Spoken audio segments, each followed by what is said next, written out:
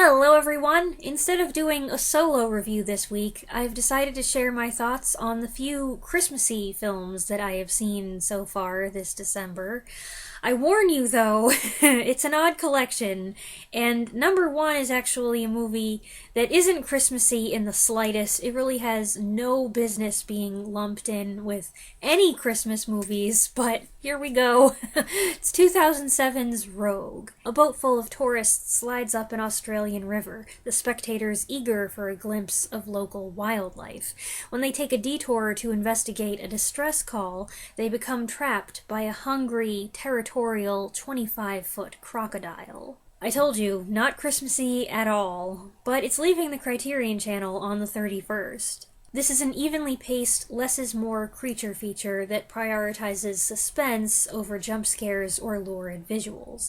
Often the crocodile is hinted at rather than shown, and if there's anything fudgy about the special effects, you don't get much chance to scrutinize them until the final act. This thriller-horror combination feels like an indie film that got picked up for broad distribution, but within its small cast it does have some familiar faces. Radha Mitchell driving the boat, Michael Vartan as an American travel reporter way out of his element, Sam Worthington as Mitchell's obnoxious but not completely worthless ex, and a teenage Mia Wasikowska as the youngest tourist. I know it's not appropriate for this time of year, it would have been a much better fit during spooky season, but I'm glad I decided to make the time to watch it because I really enjoyed it.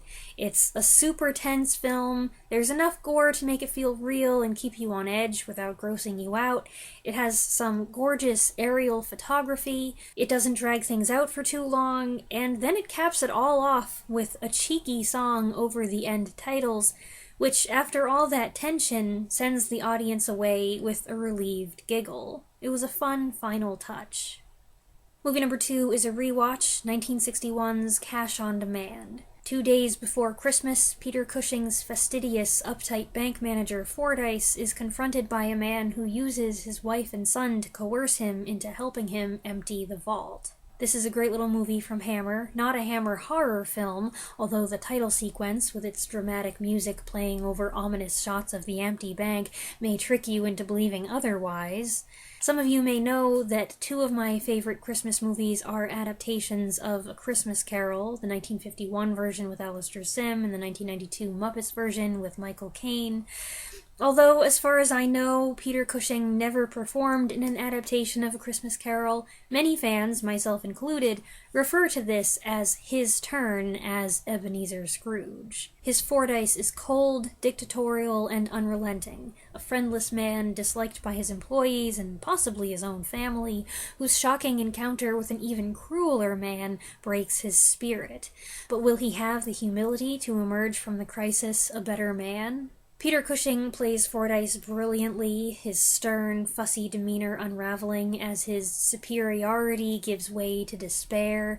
And it's Cushing, so there are all these little details, like the spectacles that magnify his eyes, the way he fidgets with his necktie, and his habit of rolling up onto the balls of his feet. His tormentor is played equally well by Andre Morel, with a gleam of mockery in his eye. His personable imposter takes over Fordyce's space and adds insult to injury by treating Fordyce's own staff better than he does, forcing Fordyce to accept a lesson in management and leadership from a morally reprehensible man. Now, according to my parents, the ending is kind of confusing or ambiguous. They were both second-guessing things that I accepted at face value and looking for further twists where I felt there were none. So, there's that.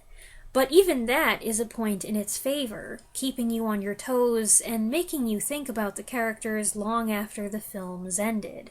Plus, I love the crispness of the black and white photography and the tight editing. The movie's only 80 minutes long, and it keeps things moving.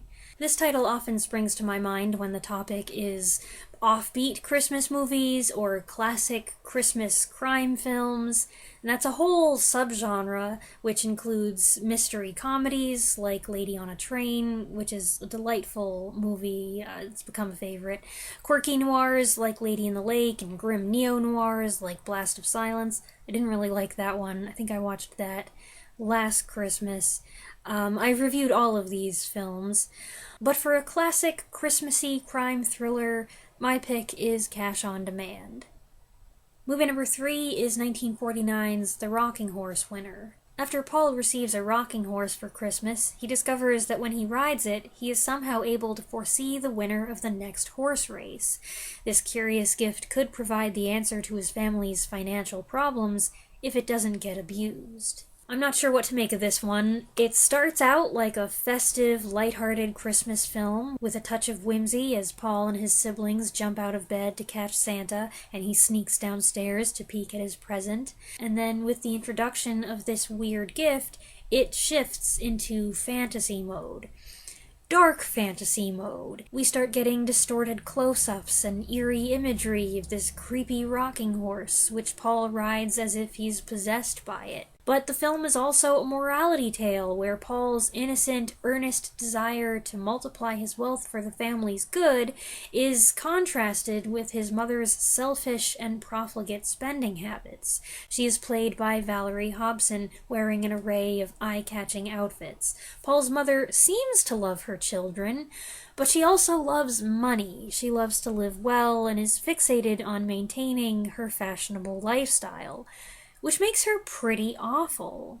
Meanwhile, John Mills, who also produced the film based on a short story by D.H. Lawrence, plays the father's humble Batman who becomes Paul's friend and secret partner in their gambling venture. I had read a blurb or two about this movie beforehand as I was trying to decide if this would be a movie my parents and I would enjoy watching together, so I anticipated that things would take a dark turn.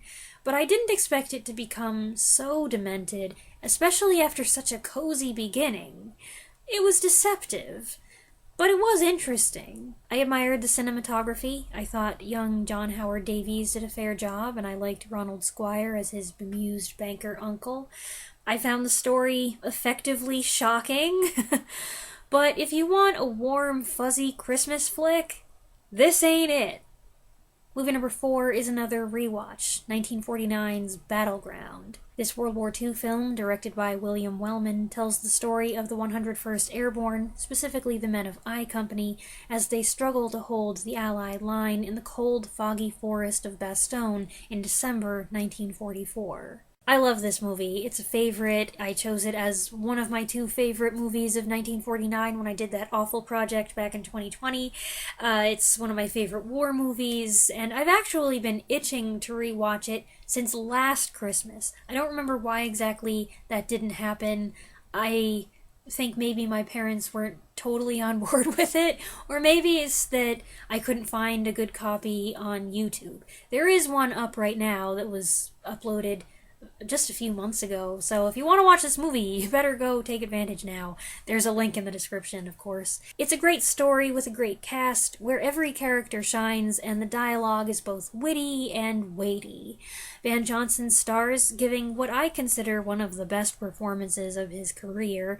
His character starts out a goofball. There's some classic Van Johnson goofiness here, but also some great Van Johnson demoralized stuff. He has a solid arc, as does Marshall Thompson's naive replacement. There's also John Hodiak, James Whitmore, Ricardo Montalban, and various other familiar faces. And even if you don't know the actors' names or you don't recognize them, the characters they play are distinct and endearing. I have a particular fondness for old war movies that revolve around a group of men stuck in one place or trudging along, griping and trading wisecracks as they navigate tough terrain or challenging circumstances which forge an unbreakable bond between them. And then they have to work together to outsmart the enemy. I like there to be some really good combat scenes in there. So there's this. Think also A Walk in the Sun, Sahara, Sea of Sand, maybe the story of G.I. Joe. It's been several years since I saw that, so I'm not sure if that fits in this little category I've described here. That's a great movie also. Here, the setting is battered Bastogne and the snowy Ardennes forest. As Christmas approaches, the men are dangerously low on supplies and ammunition. Their situation is becoming desperate. They don't know how much longer they can hold out. They don't even know where they are, while the Germans pressure them to surrender. I know it's not the merriest of tangential Christmas stories, but it's a true one with a happy ending where the good guys win. Of course, for World War II buffs, this is familiar territory. I have seen at least a few other movies focusing on this part of the war, including one I reviewed a couple of years ago called Silent Night, and the event is most famously covered in the HBO miniseries Band of Brothers. But while Battleground is old, and it's in black and white, and it doesn't have realistic blood or gore or profanity, it holds up very well. It's a highly effective and entertaining film that, for me, helped bring the Battle of the Bulge and the men who fought it to life. I figure at this point you'd like something lighter and more directly Christmassy, so movie number 5 is 1964's Santa Claus Conquers the Martians. The children of Mars have become addicted to watching Earth television, which has turned them into soulless husks. Not unlike some Earth children. Their worried parents summon an ancient sage who explains this is because the kids don't have fun childhoods and says they need their own Santa to bring them joy. So the Martians kidnap Santa Claus and bring him back to Mars to make toys. This is one of the more notorious Christmas movies out there, and between that and the fact that I'm not really into Santa movies anyway, I've never been that interested in watching it. But I've got one viewer who has patiently been suggesting it for the last couple years, so I decided this would in fact be the year that I give it a shot. And, okay, it's not good. It's super low budget, the plot makes you wonder who thinks up stuff like this. The Martian costumes are outrageous from head to toe. The only thing that tears my eyes away from what they've got stuck on their heads is the nasty green paint they've got smeared on their faces. The jokes are corny and the pacing is soporific. There's too much lore for a movie of this caliber, and there's a subplot with Earth sending a rocket to rescue Santa that gets completely abandoned. That said, considering what I was prepared for, it really wasn't that bad. I'm serious. It may be one of the campiest Christmas movies in existence, and I am simultaneously impressed by the visuals and repelled by them. But there are things to have fun with here. The opening song, Hooray for Santa Claus, is a catchy bop.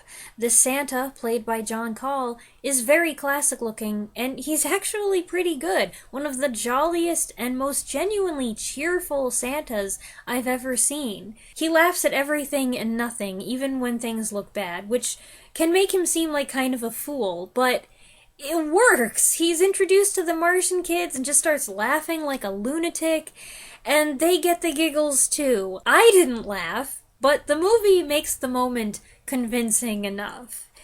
Something that I think can make or break a bad movie like this is if the actors seem like they were enjoying themselves when they were making it. And by the end of this movie, I felt pretty sure that most of the members of this cast, kids and adults alike, had a good time filming it. The whole thing does kind of feel like a project that was conceived as a cartoon, but then someone was inspired to make it live action instead, unaware how much more ridiculous the Martians would look when played by real people. But I'm just speculating, I have no idea how this germinated. The movie is boring in spots, but it has enough wacky things strung throughout to pull you back when your attention wanders.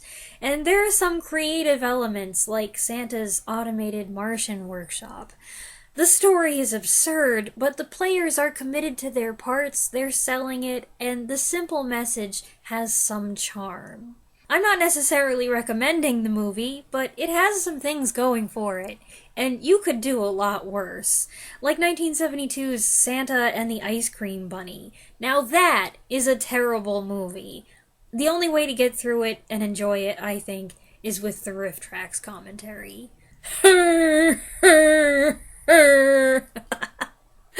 Okay, folks, I'll fill you in on what else I saw in December and January, assuming I watch some more movies between now and then. I hope you enjoyed this collection of mini reviews. You can find the films and where I watched them listed in the description. Let me know what you think in the comments below. If you want more Christmassy reviews, I have a couple playlists you can check out, including my now ancient 12 Days of a Christmas Carol series. I've gone back and watched a couple of those videos. Yikes! The editing is rough, but they're 10 years old, you know? And look for bloopers next Saturday. uh, Thanks for watching, and Merry Christmas! Bye!